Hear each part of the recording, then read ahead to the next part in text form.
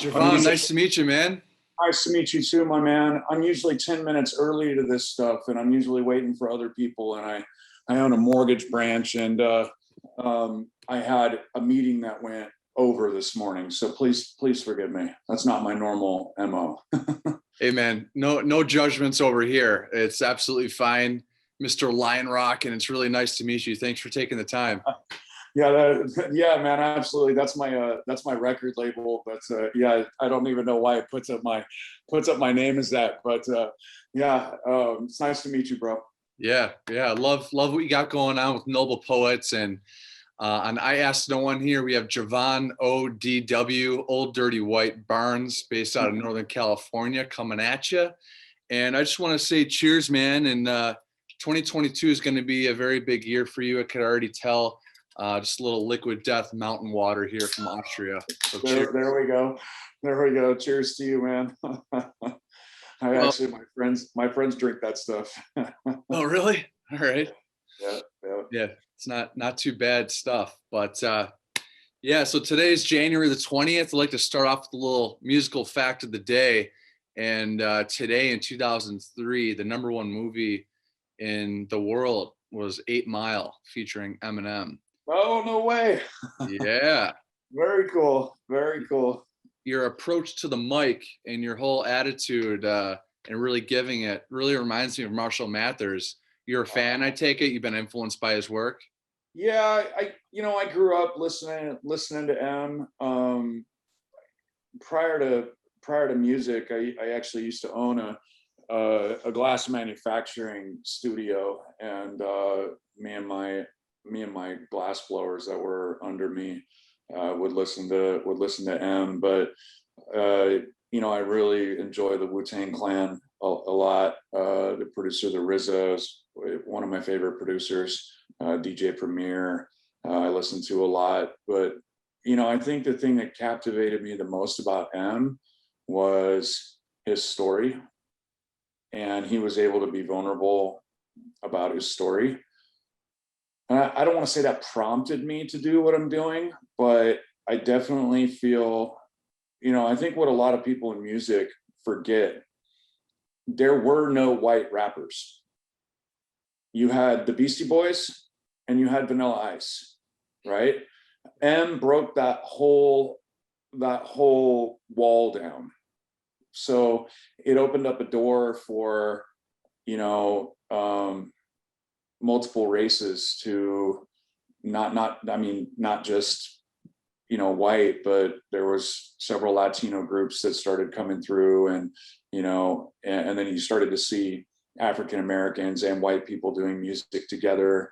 It just opened up, Dre's faith in M opened up a whole floodgate of MCs. And so M, I think what has probably influenced me the most about M is just the vulnerability to say what he's feeling without any remorse or care about what other people are going to come and try to infringe upon in regards to his viewpoint of his story, right? So that's the thing with Noble Poets that I've really focused and doubled down on. Is this is the story. This is what happened, right? Like, I was living on the streets when I was 15 years old. I then at the age of 20 was moving 1 to 3 million a month, right? And I had just an enormous amount of not only income but people under me at a very young age. And then my friend getting shot in the head next to me, and then my house getting raided, and my daughter being taken by Child Protective Services, and then to come around full circle and be sober for 17 years. And,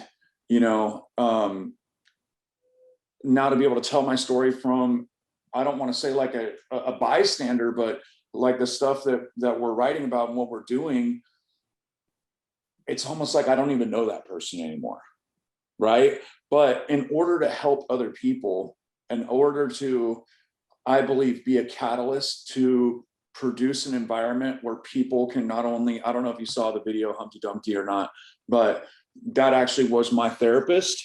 right? For the last 10 years, that was my trauma therapist. And that's why I brought it in. Go ahead. So, you know, I'm trying to use music to not only give something that's palatable to the ears, but also, you know, we got dope rhythms and you know, and super dope production. And, you know, the singing, Caleb is beyond amazing. But the thing about it is I really am trying to produce an awareness. Like, look, we're not going to beat our demons without confronting them and then also getting help, right? You can't just be the lone maverick and expect that everything's going to fix itself on your own. And that's really what our message is. And so, you know, Eminem, to circle back to Eminem, our message is quite different, but I feel like the vulnerability between him and I as an artist are similar. Like you can feel, I mean, during when we were recording The Beautiful Flaw, which is the record that's coming out this year, I mean, there were times where I like had to stop doing what we were doing because the emotion was so raw, where I mean, I just break down on the floor just crying because I'm having to tap into things that happened, 15 years ago. So, that I believe has come across in the music, right?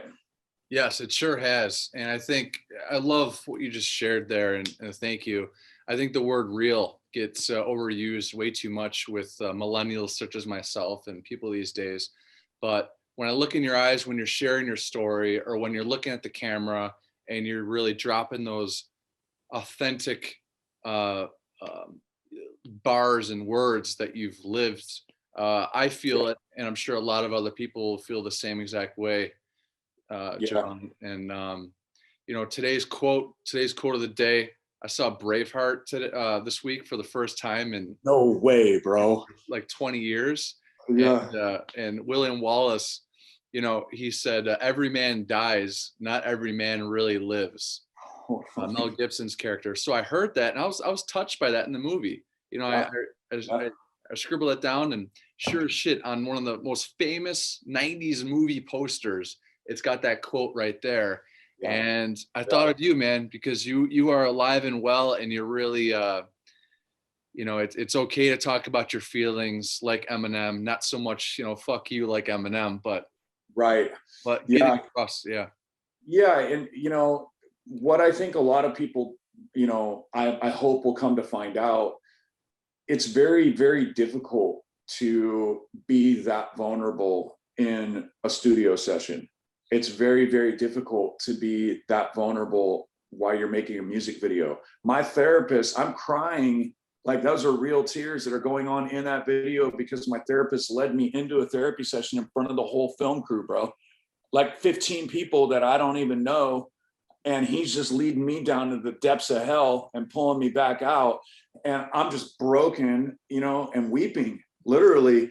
And that's why during that therapy session, when I'm talking to him, that was a real therapy session. And that was, through my opinion, probably the only way that we were going to really be able to get the outcome that we did, because I wanted, the trauma that I went through as a child was so beyond. I haven't even met yet. I'm still waiting to meet somebody that went through that bad of abuse. I mean, the beatings and the verbal abuse, the mental abuse, the emotional abuse, the stuff that my therapist, Danny, helped me walk through and reconcile with. Like, I'm not even mad at my dad anymore. Like, I've totally forgiven him. And I mean, the guy literally would take adamant objects and, pieces of steel, and I mean, just crazy amounts of abuse. So, to walk through that and then be able to give that to humanity, that really is like, I consider this project, it's a piece of art that we've come together to do, but it's a gift to humanity to help people. Right. Yes, it really is a gift, and you have a gift of sharing that, just like we could tell the past 10-15 minutes of chatting. And that song Never Fit In, The Beautiful Flaw. So that was What a video that is, man. By the way, was that the Joker from Batman animated series laughing in the beginning? Did I hear that correctly? No, that was a sample though. That was a sample. That was a sample that we pulled that was similar to that. Just because of rights, when you're taking a sample, you want to make sure you're using those royalty free, unless you're calling whoever. Like if I took, the Joker's voice and did like an EQ pitch on it, I would still need to get permission from the studio, and that can take anywhere from 30 days to, depending on the artist, a year to get permission on. So if you go use something like that without permission, you actually can you can get sued, and then the rights to your track are no longer yours. So, but we did take a royalty free similar to what you're talking about. Yes, and we did an EQ pitch on that, and yeah, that's actually my son playing me and Never Fit In. Yeah. Oh my Yeah. God, man. That was Yeah. I heard the Joker in that laugh, and I was like, all right, we're off to and you talk about rights, man. Like, Luke Skywalker, Mark Hamill, he was the voice of Joker back then in the animated series, and he'd probably show up at your doorstep with a lightsaber ready to just like hack you down. Yeah. Well, I don't even think he actually has rights to that. It's actually the film company owns all the rights once they pay it. It's kind of like a musician for hire, like a lot of Ray Charles musicians, or especially musician like James Brown, or they all had musician for hire, so they got paid out, which means none of the rights to the stuff that they wrote is theirs. That's how it is with film studio, unless you're like Tom Hanks, who did a partnership on Forrest Gump where he owns part of that actual movie, and that's why he was getting royalties on that. So Keanu Reeves, the same thing on The Matrix. He has a partnership actually in the films, so he owns rights to it. But music and film are very, very similar in regards to if you don't make sure your paperwork's right and everything's set up properly, and you don't do things the right way, it really can come back to bite you. But there's been so many samples over the years that I've wanted to use, and it was in 2001 or 2002. They cut all that out. You can't take samples anymore. Like if I wanted to take I'm a huge Star Wars guy. If I wanted to take one of those, bro, and Disney finds out about it, because it's not George Lucas anymore. Disney finds out about it, or they hear it and they know that was their sound. I mean, it's mayhem. Yeah. Well, Star Wars all the way. I'm a fellow nerd too. That would be kind of funny just to get sound samples from a lightsaber fight in some of your music videos, because honestly, man, that production's through the roof. And for the videos, Never Fit In and Humpty Dumpty, you mentioned it. Yeah, your son was acting as you as a kid involved in domestic abuse. And how did he react to you asking him to be you? Did he understand? He did, and he didn't. I've never hit my son. I've never molested my son. I've never emotionally abused my son. I've never verbally abused my son. He gets the life that I always wanted. He gets the life that I never had, and that's the greatest gift that I've been able to give my children, is doing the opposite of what happened to me, right? So with science and psychology, you have when somebody's abused at the level that I was, there's two routes they go. They either become the abuser or they become the protector. Well, I went the protection route, right? So even being on the streets when I was a kid, and I think this is why I did so well so fast, is I was very protective of the people around me and the people that were loyal to me, in a very violent way. Like if this is prior to me changing my life, but if somebody infiltrated a part of our scenario, it was not going to be a good day for them. So that loyalty, there was like a street credit that I got out of that protection thing, but I realized the way that I was doing it was not good. And so getting sober and changing my life, I now shift into a completely different mentality of what protection looks like, right? So, my children, they don't ever have to wonder if they're loved. They don't wonder if they're cared about. My son has his name. His name is Nolan, right? My name was Nimrod. I didn't have a name. Like, you calling me Jevon, I'm not used to people, I'm not used to that, right? So like, it's starting to happen more where people are actually calling me by my name.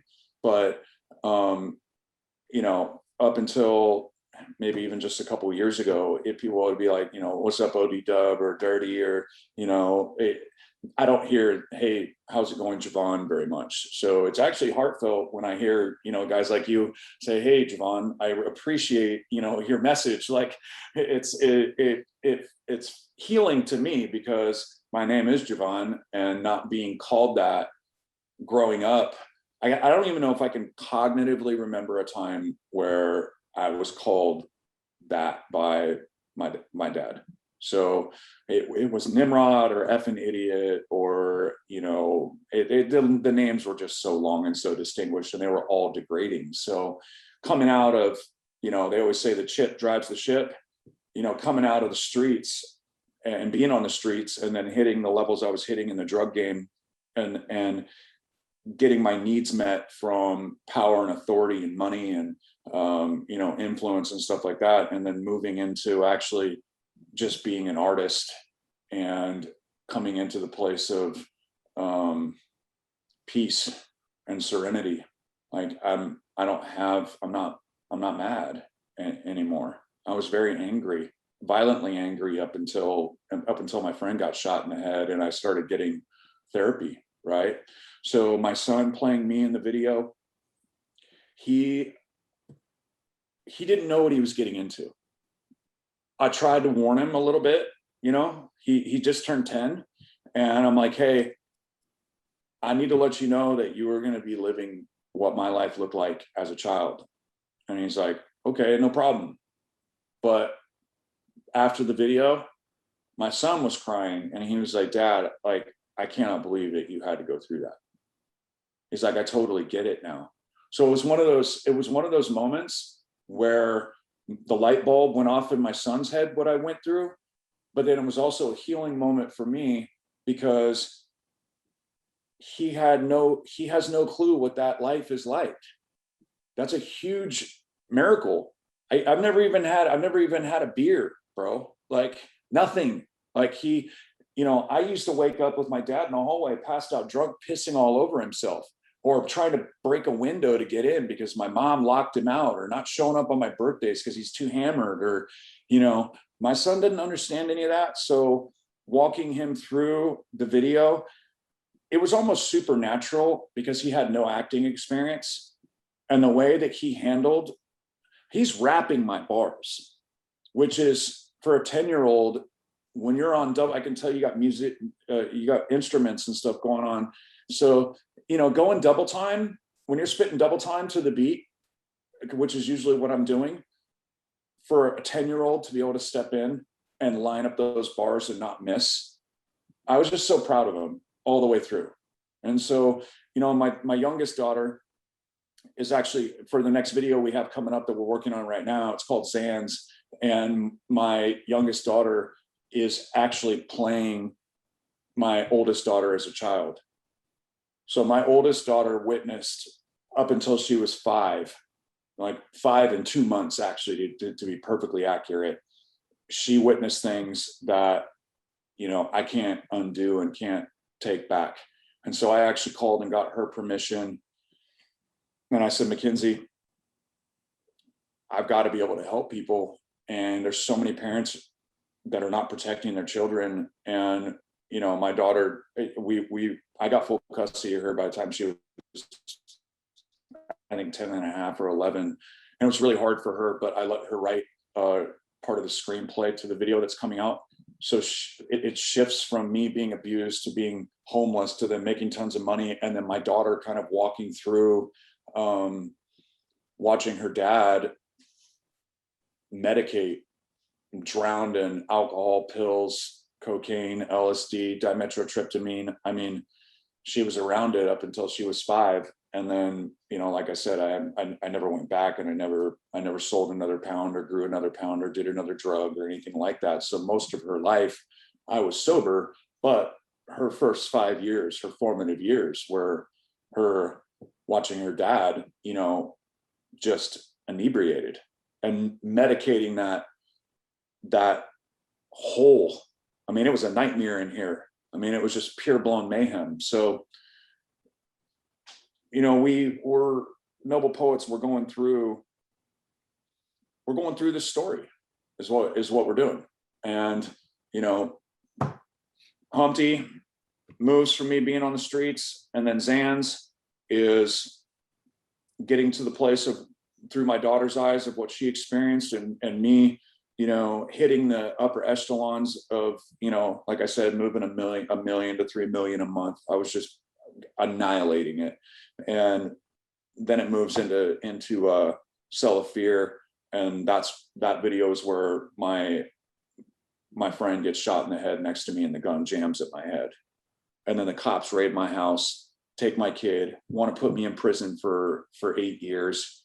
And, you know, then we lead, we lead all the way through the life story up until the point now, right? I don't want to give too much away, but so yeah, the you know, the whole music is the whole message is just is one thing: authentic, like you said, real. That's what it is. We're just staying authentic and true to the story. I don't like it when rappers exaggerate. I don't like it when they make up fake lives that don't exist. And it's filled in our genre. It's filled in the rap culture. You know what I mean? It's stuff they don't own, chains that aren't theirs, watches they don't own, you know, all of it. It's usually owned by the labels, the houses, they don't even own them. So, you know, we want to stay really true and super authentic to what we're doing. And we're getting a really good response. People are stoked on the videos. So yeah, very well deserved. We're going to keep a lookout for Sans video. We're going to keep a lookout for Cell of Fear. Really intense, powerful stuff. And like I Asked No One podcast, this was born out of the quarantine, just to me to show off my souvenirs from my world travels, at concerts and stuff. But nice. To be able to connect, you know, with people I admire in the music business and bodybuilders or so on. Yeah. You know, such as yourself. I think is the first rapper on I Asked No One. It really means a lot. And I Asked No One, by the way, Jevon, is a line from Metallica's Wherever I May Roam. Oh, I know what it is. I see it. So you want to hear a Metallica story? Oh, let's hear it, brother. All right, big game. So this is the first time I ran away from home before the cops brought me back. And I was like huge into Metallica, Rage Against the Machine, Beastie Boys, and it was the Black tour, right? The Black Album tour. And I ran away from home on Mother's Day, took a taxi cab from Fresno to San Francisco at 14 years old, and had front row tickets to Metallica. And I ended up freezing on top of a building, and the cops got me and had to bring me back to Fresno. But my first concert was watching that man right behind you in that chair rip the Cow Palace apart. Like I had never seen I'd never seen nothing like that before. I mean, those guys put on a show, and this is when they were truly in their prime, right? That Black album, that's when they had come off of Injustice for All, and, you know, Cliff Burton passing away. There was this weird shift with Newsted, right? And that adjustment into the Black album, when it hit, it was like worldwide mayhem, bro.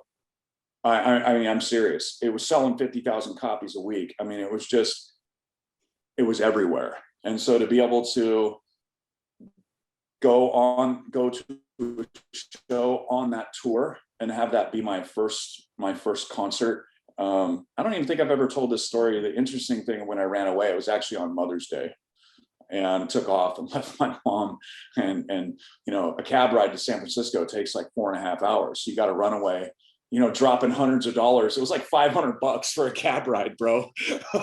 And he drove us up there, dropped us off, and left us. And I ended up sleeping on top of a hotel because we spent all our money on backstage passes. So there's my Metallica story. Dude, I mean, it's not something to laugh about, you know, when you run away from home on Mother's Day, but that is pretty badass Metallica story, going from Fresno to SF and the Black Tour. You got backstage. Did you communicate with the band at all, or? Man, we had backstage passes. That's what we spent all our hotel money on, bro. We had money to get a hotel because in Frisco, there's a lot of hotels. They don't check IDs. You got cash, you're good to go, right? But no, we spent all our money, $300 on each backstage. There was 2 backstage passes, so we spent $600. And those guys they were so beyond busy. I mean, the lines of people that were around them. I mean, they were at that time, they were the most famous band in the world. I mean, they really were. And so getting close to them, that wasn't even an option. I mean, I don't think I've ever been to a show where I've seen so many roadies. I mean, there must have been, I don't know, hundreds of women just waiting in line just to meet these guys. And so, these little 2 punk 14-year-old kids, people were looking at us like, how the hell did you get back here? You know what I mean? And some guy just sold us his passes. So, it was not a proud moment to leave my mom on Mother's Day, but I wanted to see them so bad that I was willing to, like I said, that was my first stint running away. And after that, I think the second time I ran away, I never went back home. So yeah. Well, that's a hell of a story. The Black Album, Black Album just turned 30 years old. The band just turned 40 this past year, and that was a hometown show. Absolutely killer. And going back to Noble Poets, I mean, how long has this project been brewing? You got sober 17 years ago. Yeah. This is a 17-year-long kind of thing. I mean, it's a lifelong. Yeah. It's interesting. Yeah, man. Not to interrupt you, apologize. I started writing lyrics out of it being more of my diary, right? And I just did it in poetry rhyme format because I was raised listening to Rakim and the Wu-Tang Clan, and I'm very musically diversified. I don't ever put myself in one genre because I was raised on Led Zeppelin, Queen, Elton John, and then shifting as a kid into Metallica and Rage and all those, even the Wu-Tang Clan and all the hip hop that I listened to. But I noticed something about hip hop that was different than everything else. I could play the beat in my head. Like I could hear a beat in my head and write lyrics to it, but I couldn't do that with any of the other genres of music. Like I couldn't, if I couldn't hear a rock song in my head and write my diary to it. I literally could hear, but this is before I started producing, excuse me, I could hear the beat in my head and I'd just be writing bars to it. And, I've got probably 2, 3, I've lost count 5 years ago. I lost count, but I've got hundreds of these, I have hundreds of these that are filled with lyrics. I probably have 20 albums in here, right? So, I don't even want to say it's taken a long time for us to do this because I didn't have some hierarchy end goal. Like when I met Head from Korn in 2013, we became friends. I met him from a friend, and we just sat and vibed, and our stories are very similar, and our daughters are a month apart, both daughters watching us go through drug addiction, right? Really tough stuff.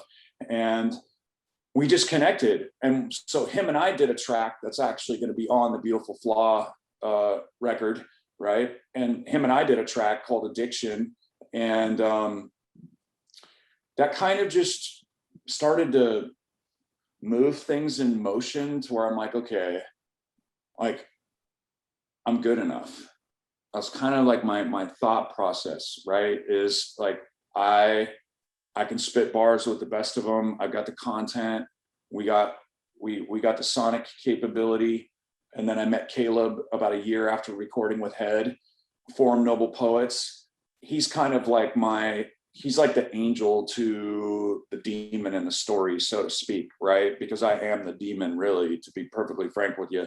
And I'm the one that's getting, you know, healed and drugged through hell to get to the place where I am now. But, you know, I'd be sending tracks to Head and just calling Brian and saying, hey, you know, what do you think of this track? What do you think of this track? And he was just like, man, you're like starting to get a sound. Well, I called him like 2020 and I was like, hey, I need an engineer. I was like, I need a mixing engineer. Right? And he's like, oh, I gotta, you know, it's Brian. So he's like, yeah. So we went through like 6 or 7 engineers and I just wasn't happy with the sound. And then finally we got Joe, who was the drummer for Red. Oh shit, really? Yeah. He's one of the best engineers in the country. He actually mixed Love and Death's new project that released last year. So or I think it released in November. I'm not looking at the dates right now, but around there. So Joe mixed that, and Head calls and he's like, hey, what about my guy Joe? And I was like, well, is he a hip hop guy? And he's like, no, but he's amazing. And I was like, all right, let's try him out. Joe mixed one track out of 7 hip hop engineers that could not get my vocal sound right. I was like, that's not it. That's not it. That's not it. And Head be like, man, you're so picky. I'm like, Brian, you are so picky as well. Like, this has to sound a certain way. You know what I mean? And so Joe just got the sound, mixed the whole record. And so, you know, so I don't want to say it's been a 17-year process, but I think to get this quality of work, I needed to be in a certain place inside of myself before I could give the gift to humanity. I needed to have resolve with a lot of the trauma that had taken place.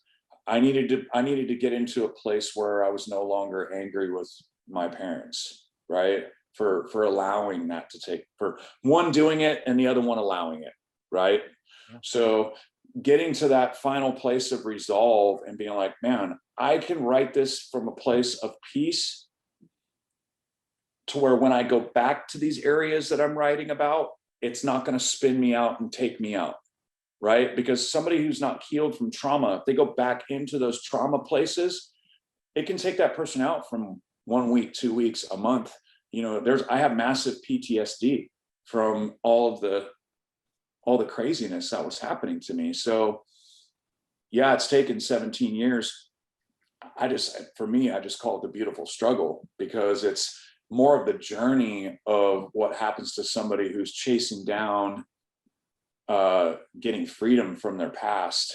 So I just don't think my heart or my mind or my spirit, I just don't think my soul just wasn't ready to give it yet, right?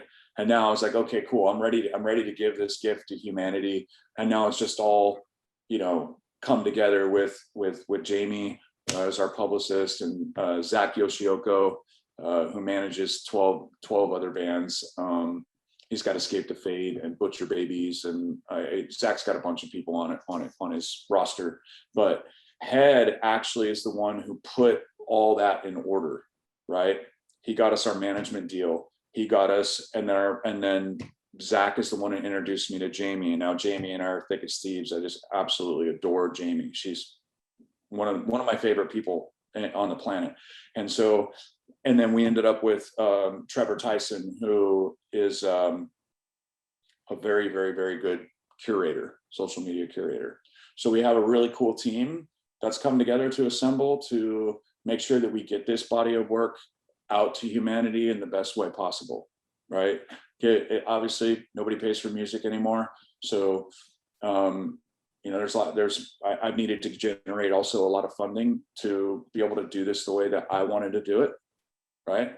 A lot of people will do lyric videos or certain things to get their music out. I was like, no, like, I want these to be like mini movies.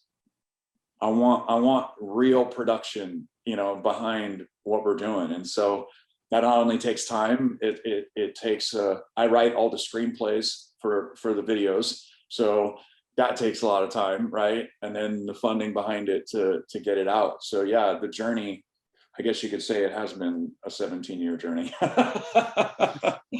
Well, it's really working out. I feel it. I feel it growing, and I'm going to include a link below, a few links below to, Noble Poets videos. We got Never Fit In and Humpty Dumpty that came out, and at the end of these videos, you talk about the production level, and that's something I'm kind of working on with the podcast and everything. Let's see what's next in 2022. Take it up a notch with production and so on. It's nice to have goals, but you like to blow up some of these foundations at the end of your videos. There's the Jed Foundation, and then there's MUSICARES. So what do those two foundations really mean to you, and why them? Well, we have to bring in awareness, right? So here's the thing, you can't just open a wound and dump a bunch of salt into it without at least giving some people somewhere to go, right? There's got to be, and there's so many different outlets and so many different organizations that are helping at-risk youth. They're not the only ones, but we felt like directing people and giving them a way to connect I don't think the videos would be the same without it, right? And that's also why in the second video, I've got my therapist with me on that video, because I'm trying to get people to understand therapy it's scary at first, but when you get with the right person who actually cares about people, it will completely change your life. And I'm not saying everybody needs to go to a therapy office. That's not what I'm saying. What I am saying, though, is we have to point people to organizations. We need to point people to getting help. That's why there's AA. That's why there's NA. That's why there's an organization almost for every kind of trauma that has happened.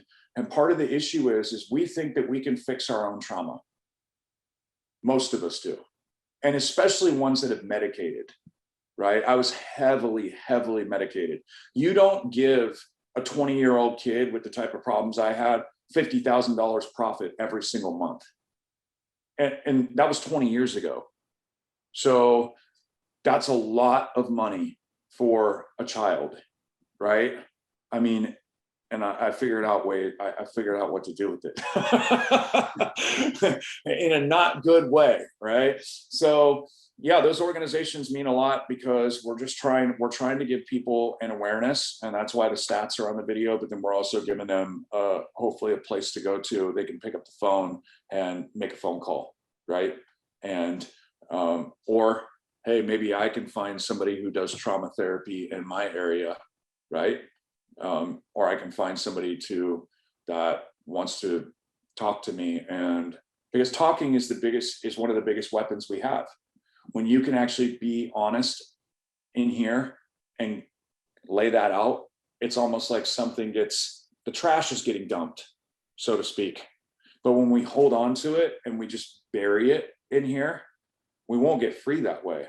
We'll stay bound up, and we'll be bound up by those trigger traumas. That's why in the first video, it talks about adverse childhood experiences, ACEs, right? Those have to be dealt with because, somebody has more than 3 ACEs out of the 10, 65% chance they're going to be in prison for the rest of their life. 90% chance they're going to be medicated on drugs and alcohol for the rest of their life if they have more than 3, right? I had 9 out of the 10, 9, which is crazy. So for me to not be in prison, have no criminal record, right? I have 0 criminal record, and then to have somebody that cares about me so deeply, that's why I'm hugging Danny in that video. That was real, and he's reconciling that little boy really is what he's doing. And that's why that part of the video is so important, because he was unearthing my childhood and getting me to a place where I can be a better friend, I can be a better father, I can be a better record label owner, I can be a better artist, I can be a better mortgage branch owner. All those things come out of me not having those ACEs living in here anymore. So those organizations are designed to help people with trauma, right? Yeah. And I'm in real estate too. Appreciate the fellow real estate person on IANO Nolan here. Keep rocking there, brother. And was that your therapist's name is Danny? Danny Martinez. Yeah, he has Danny Martinez counseling here in town, and he's going to be doing what's really cool with Danny. He's seen the fruit of working with guys like me for 10 years. And he's like, I need to be able to help more people. And I can't do that in this small little town. So he's actually going to be creating an online program that people can all connect through. And so imagine, it's like a support group, but it's also like you do the class, and it's opening those places up, and then there's support forums, and it's just going to be a really cool thing, man. Danny's probably one of the most gifted people that I've ever met, and I wouldn't be where I am if it wasn't for Danny. So yeah, he's going to be doing something that is going to be helping humanity as well, and that's getting people to the place of like, look, I don't have to do this by myself. I can do this at my own pace. And what's cool is a lot of people won't walk into a therapy office because it's got that stigma like attached to it. You know what I mean? So this is an online thing that you can do at home, and you don't have to feel weird about walking into an office or whatever it may be. So I'm actually wanting to help him with that because of what it's done for my life. Yeah. I want other people to, there's millions and millions and millions of kids that have walked through what I've walked through. We actually have a bigger audience than what I originally estimated. So, well, it's well deserved, man. And Danny, he's also the best dressed therapist I've ever seen. He really dresses like that every day. I know. That's bro. Yeah. He really dresses like that every day. Everybody's like, did he dress up for the video? I'm like, no, that's how Danny dresses every day. Hey, man. Yeah, whatever works. And he rocks it. And yeah, that's really, really cool to know that that's your actual therapist. I mean, you're turning the shit up to 11, man. And you're taking your time with it, and you're feeling it when the time is right. And really, really commend you on that. And thanks, bro. Yeah, man. And Corey Taylor of Slipknot, there was a video I saw a few years ago. He's no stranger to, depression and suicidal thoughts, but he had a therapy session right on YouTube, and, he's doing the breathing exercises and everything. I was like, I get chills thinking about it, because he's really just showing himself to so many people. And it's like what you're doing. And it's really inspiring for me to be talking about this kind of stuff too, just to kind of get it out. I'm no stranger to those feelings. 2016, diagnosed with major depression out of nowhere. Twin brother in Athens, Greece. He has nothing to do with that. He has those thoughts, but not as bad as I did. But it being a chemical imbalance, and I feel like I have a responsibility too, just like you, is really getting it out there. And I'm a member of the American Foundation Suicide Prevention. I'm on the board of directors there for Western New York. Wow. Nice, bro. Thanks, bro. Nice. Very cool. Yeah, man. And for every new subscriber, to the podcast, to our viewers, you're liking what you see so far, a like, subscribe. I donate $10 for every subscription. Oh, that's cool. Yeah, dude. Yeah, man. I lost a really close buddy of mine when he was 30 in 2018, Michael J. Holden. And this podcast has been a nice salute to him and to the people that are struggling, because you're not alone. And exactly, you're not alone. And like your buddy Head says, it gets better. And it does. Look at Steve-O. I love Jackass, I love Al videos. For him to turn that around, and for you to turn it around with all these aces that you're talking about, that's really huge. Have you lost anyone to suicide, and how has that maybe impacted you? Drug overdose. Lots of drug overdose. Most of my friends that had aces, I didn't even know what aces were when they had them. My friend, 2020, this was like 2-3 months after COVID hits. My friend was on, I think, his 4th marriage, and I've known him since we were 11. I actually, believe it or not, I actually married him and his wife a year before, 2 years before. He's medicating. His dad was an alcoholic. He was dramatically abused. Really rough childhood. And he went up to a casino. And there's a lot of casinos on Indian property here in California. and he drove up, and it was in the mountains, and snorting cocaine and drinking liquor in the car because there's no liquor in the casino. Drives home, goes off a cliff, hits a tree, burns himself, burned to death, caught on fire. Right. Another one of my friends was snorting Oxycontin, and then shifted from snorting Oxycontin to mainline and dope, and died. I mean, I could go down the list right now. Most of the ones that I know, it was not suicide. It was medicating at a very, very, very deep level to numb the pain, and then they die. Which for me, I know that's not, there actually are, it is suicide to me, because they can't heal themselves, and they can't, I mean, I should be dead, honestly. I should be dead with the amount of what I was consuming on a daily basis. People would come around me and be like, I would be on blow, pills, acid, weed, liquor, and then smoke dimethyltryptamine all at the same time, and then have my friends hang me upside down while I'm sucking on a nitrous tank. And that's how I don't even know how I look as young as I do. I think it's because I eat all organic food and exercise. I'm a couple pounds above my high school weight. I take really, really good care of myself. And I got sober when I was in my 20s. So, but there was a couple times where I almost died. I felt my heart was skipping beats and laid across. So I know what it's like to just try to medicate that pain, whether it be, like you were talking about, depression. Well, if we don't have an outlet, how do we think that we are going to fix this depression, right? How are we going to fix it? A lot of the time, people that I know in my personal experience, they are not going and getting a prescription. They are going and getting their own prescription, right? And they're over medicating and trying to just survive. All right. So, man, I commend you for doing what you're doing, because, my friends wouldn't be dead if they actually would have chosen to deal with what was going on in here. Right. If they were choosing to deal with their pain. Right. Yeah. So, my heart goes out to anybody that's struggling with depression, oppression, anxiety, because those things are usually integrated with each other. They're intermingled. Yeah. I don't know very many people that have depression that don't have anxiety. Yeah. Almost everybody I know has both of them, right? Mm-hmm. And so I think if there's something that your listeners could get out of this podcast, is you said something, we're not alone. We also need to be friends to people who we know are struggling.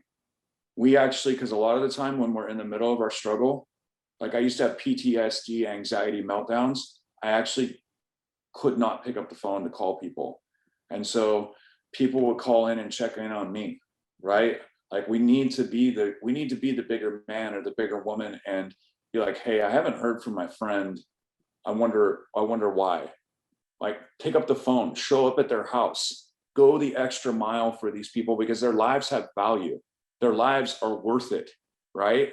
And to me, that is the definition of a friend, is going the extra mile to help somebody, especially if you haven't heard from them. I mean, because sometimes a depression, I call them depression or anxiety benders, those can last, man, 3, 4, 5, 6, 7, 10 days, 2 weeks. 3 weeks, you know what I mean? And then you snap out of it a month later, right? And if our community around us isn't like making an effort to try to make sure that we're okay, like, Yeah, it's very true. And if the medicine's not working, tweak it, have a conversation. It's tough. I went through that too. Oh, this one's not working. Sleepy. This one, my anxiety's still not there. But finding that right one, and maybe talk to family members that have similar symptoms. Yeah, pulling one, because that's what I did, and to this day, I would like to say I'm definitely out of the woods. Tripled my income last year with real estate, selling homes like a madman. Congrats, bro. Thank you so much, man. You know, 2022, we got a big year, big goals for me, big goals for you. And yeah, if Chester Bennington and Linkin Park, you know, or Chris Cornell, Soundgarden, Audioslave taught us anything, is that depression has no face. And you're absolutely right. If you get that feeling of a really good friend of yours just not feeling right the past few weeks, yeah, a phone call, a text, showing up at their door, yeah, it's so easy. It's so easy to do that. And you know, and I think I mentioned this before. Dan Dunnigan of Disturbed, he after Cornell happened, or Chester, he really wore his heart on his sleeve with one of his social media posts. It's like, you don't know what a smile will do to someone, you know, smile like that to a complete stranger, because that could be the highlight of their day or their week, you know. I had was really good friends with Chester, and you know, I think it gets to a place inside of a human where they just can't do it anymore, right? Where the feelings that there are inside of them are so overwhelmingly intense that they just cannot have that living in them anymore. That's I know my friends, they may have not like shot themselves in the head, but they were overdosing themselves on, I mean, anybody who's shooting dope, they know what they can handle and they know what they can't handle, right? All my friends that have died, they knew what they were doing to a degree, right?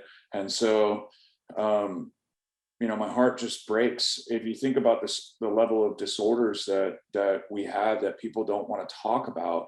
You know, you've got bipolar, you have schizophrenia, you have depression, anxiety. I mean, the list is so massive, and there's so much shame that is attached to talking about it. And that's what drives me insane is, man, we have got to step into a place of accepting people for where they are. They wouldn't be trying to talk if they wanted to stay that way, right? And the shame that society puts on, there's like a stigma that's like attached to certain things, like especially with like bipolar and schizophrenia. Like you say those words and it's like, you know, you automatically just label the person crazy. And that's not how it is. That is a human being that has a heart that is beating, that has a spirit inside of them, that has a soul inside of them, that wants to feel like the rest of us want to feel, which is okay. We want to feel okay. We don't want to feel this way, right? When I was going through my PTSD stuff, man, I can't even tell, it felt like the whole world, like a trash compactor, was coming down on top of me and I couldn't stop the pressure, right? And that's why Danny was so important, because of trauma therapy. He identified things that I didn't know that needed to be identified. That was my way and my outlet of getting on the other side. And I still have panic attacks every now and then. I still get them. I mean, I own a mortgage branch. I'm the one getting the real estate, the money for the client. So imagine the pressure on each one of these deals, because without me getting them the money, that means the client doesn't get to move into the home, and then the real estate agent gets very upset, right? That's part of the game. So, and then you add a record label on top of that, and then you add raising kids in the middle on top of that. I mean, there's pressure, right? Yeah. So we've got to check that pressure gauge inside of ourselves to make sure that we're okay. And, you know, a lot of the time, it would have been nice if I would have gotten a phone call when I felt like the world was like this, and I didn't want to pick up the phone. I just didn't want to. But it sure as heck would have been nice if somebody would have called in and said, hey, you know, are you okay? How are you doing? Right? Yeah. So, yeah, I don't know how we got to this on the podcast, but I think it's great that we did. Hey man, it's all good. This is something I like to bring up in every episode, and it's you know, part of I mean, I haven't said this on the podcast yet, but humanizing these larger than life musicians who are on stage, you know, fucking bring it, you know. Yeah. And then you see you know, just doing your thing in your rap videos and for Noble Poets, but just the background. I always liked interviews that you find out this, like the behind the scenes shit. Mm-hmm. So, yeah. When people get me on, I don't pull any punches. I don't like to hide, right? Because I'm not going to help people if I'm not honest. So we go into the depths of hell. It's already happened. It's not, you know what I mean? Like, I might as well try to help other people with it instead of like hide it. And, as far as I'm concerned, if one person listens to this that has panic attacks or is going through depression or is trying to get out of addiction, if this produces them to move forward and know that they can't do this on their own and they get help, we won. That's the deal. Yes. So, that's absolutely right. I'm all smiles over here, and thank you. That's just fucking great, man. Yeah. Emotional eating. That's one of my 2022. To decrease that, I never knew what that was until I hit 30. I'm 33 now.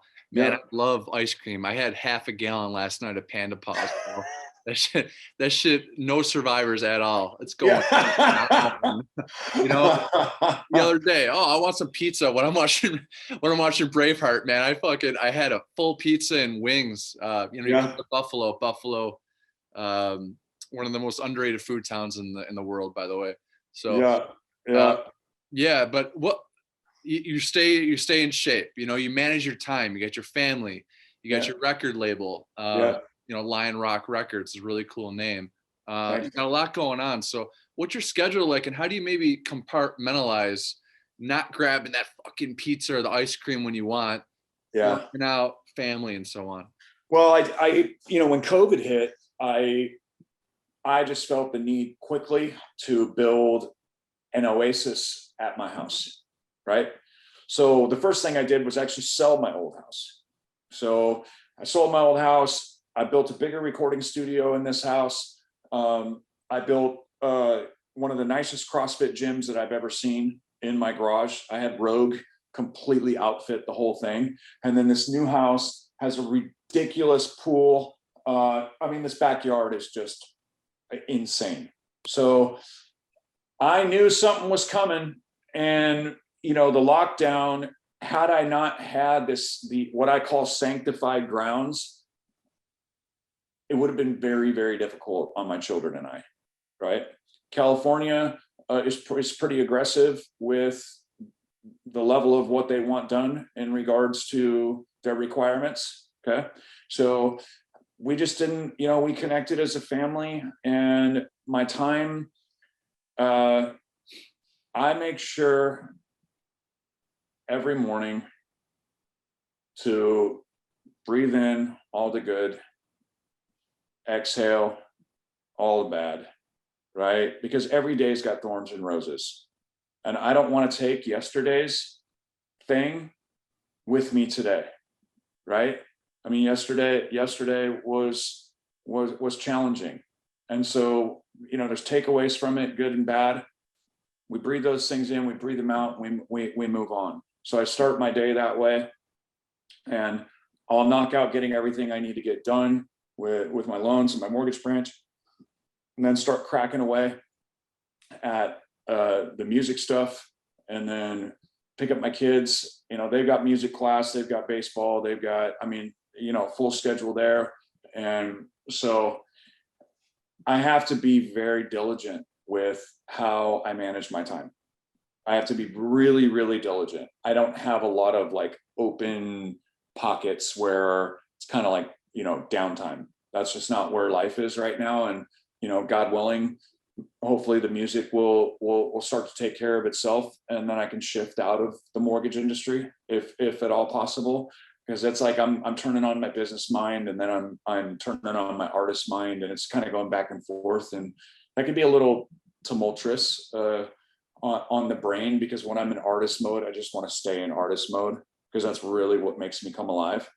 But I've got to go back to the business side of things. And I'm not saying I don't like it, but my passion is doing the videos and writing tracks and producing and stuff like that. So, through this process of getting to where we want to go, there's sacrifices that have to be made. So the mortgage industry is actually paying for us to continue to keep doing this. So yeah. I'm thankful for it. Yeah, well, it's a hell of a side project, brother. Yeah, man. Noble Poets coming at you in 2022 and looking beyond. Yeah, you mentioned Caleb White. So right before we went to sleep last night, I'm like, hey, Ashlyn, my fiance, I showed her Noble Poets. I showed him your testimonial on your website, which I'm going to include a link below to this hell of a testimonial about what Noble Poets is all about, as you've seen so far. And the one thing she mentioned was the, you have Caleb, a younger, just clean. I mean, you're clean looking, but younger, more pure looking fella. And then you have you know, old dirty white coming at you. Just what's Caleb? You got hooked up with him when he was 17 years old. How did you guys connect, and what's the connection there? The same guy that introduced me to Head is the same guy that his name's Chris Overstreet. He's the same guy that introduced me to Head. It's the same guy that introduced me to Caleb. Chris actually called me and said, hey, I need a favor. He's like, I need you to meet this kid. And I was like, Chris, I don't want to meet no kids, man. That's what I was like, I'm too busy, bro. And he was just like, hey, this is what he said to me. I'll never forget it. He goes, what happened with the meeting with Head? How'd that turn out? And I was like, all right, Chris, fine. Like, I'll meet him. So 3 months goes by, and Caleb's and his dad are trying to get a hold of me. And I at that point, I was finally like, okay, you guys just come over and you come over to my studio. And then Caleb brought a track that he had produced, and I heard his voice, and it was, I heard something. I heard what it could be. Let's put it that way. Something in me went like, oh, and I knew right away that I was supposed to start working with him. It was one of those instinctual things, right? Yeah. So his voice has just grown by 1,000. He had a great voice, but us working together at the level that we work together, and me hearing like, hey, I need you to put more grit right here in that. He's like, oh wait, I haven't done that with my voice before. So I've watched like levels of things that he normally wouldn't do. It's now added to his arsenal. He's just very, very, very gifted. And you hit it on the head. He's very pure, man. He's sober. He doesn't get faded. He's actually still a virgin. He doesn't go out sleeping around. I mean, he is a good kid that is turning into a good man, right? Yeah. So he's the example of what happens when you've got really healthy parents that are not condoning and having abuse take place. There's not, I know his dad really well, and so I've just been raising him up under my wing, but I've never viewed him as somebody that was beneath me. I don't think that way. I don't think that's right to treat people that way. And that's very prominent in the music industry. It's like a pecking order thing that people do. Yeah. Like, no. So Caleb's always been my equal, even though I'm a lot older and have a lot more life experience. He's been my equal since day one. He's pretty much been my road. We've been road dogs for each other. We wrote, recorded, produced. We did everything on that record. Him and I. We didn't outsource. We sent. Actually, I take that back. There's a professional violinist on one of the tracks, and then there's my friend Darren Dillon, who did 4 piano lines. Outside of that, that was all Caleb and I that did the whole album. So he is, I think in probably 3 or 4 years, people will really realize actually how good Caleb really is. because he's not only an amazing singer, but he is a phenomenal producer. All the subs, every sub on every track is produced by Caleb May. Every one. So, you know, I work more on the mid-range stuff, and we'll work on the drums and come up with melodic and harmonic, you know, harmonic structure with melodic lines and stuff like that. But, you know, Caleb is a master at getting, I don't know if you notice how hard our stuff hits. Like it hits hard, bro. Well, yeah, it does. You know what I'm saying? It sounds great. Sounds very full. Yeah, bro. Yeah, you know, we get Joe to thank for that too. You know, obviously being the one of the best mixing engineers in the world, in my opinion, and Niles out in Europe is the same one who mastered Head's record, is the one who mastered our record. So Head just pretty much went like, here's all my people, get it mixed, get it mastered, and then let's see what we can do with it. So Caleb's just been, man, so loyal and so faithful. He really is one of my best friends. He's one of the only actually people I see because, you know, with my scheduling, I don't go out much. I just, where's the time? You know what I mean? So I see Caleb probably more than anybody, excluding my children. So. Well, you guys have Lion Rock Records, and man, we're going to keep a lookout for you in 2022. And like I said, beyond, man. And the second best-selling book in the world is by Dale Carnegie. If you ever heard of Dale Carnegie, How to Win Friends. Yeah, How to Win Friends and Influence People. And I love that. That one of his principles was the sound of someone's name is the greatest sound to, I forget how it went, but hearing someone's name. Jevon, my new friend, thank you for coming on, brother. Absolutely, man. I really appreciate you having me, and much compliments to you working with the suicide organization. Keep doing what you're doing, man. We never know what's going to be on the other side, and how many people's lives that we changed, and how many people's lives that we saved by doing what we're doing. So amen. And it's a feel good thing. And I love what you brought up earlier about if we could help one person, and that's amazing. Next week, I've got Kirk Weinstein of Crowbar coming to join us. And to our viewers, if you like what you saw, subscribe, a like. It's really appreciated.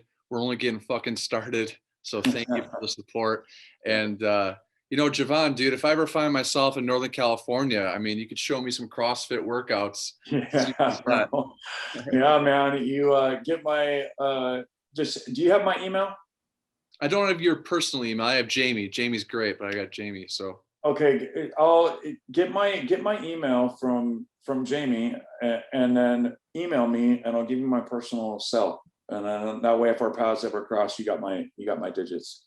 I love it, man. This is a beautiful thing, and I love what you guys got going on with Noble Poets. And I'd like to end all of our episodes. Stay happy, stay healthy, stay hungry, and stay fucking heavy. All right, man. See you, brother. Yeah, man. Thank you. Thank you. Yep. Bye-bye. Bye.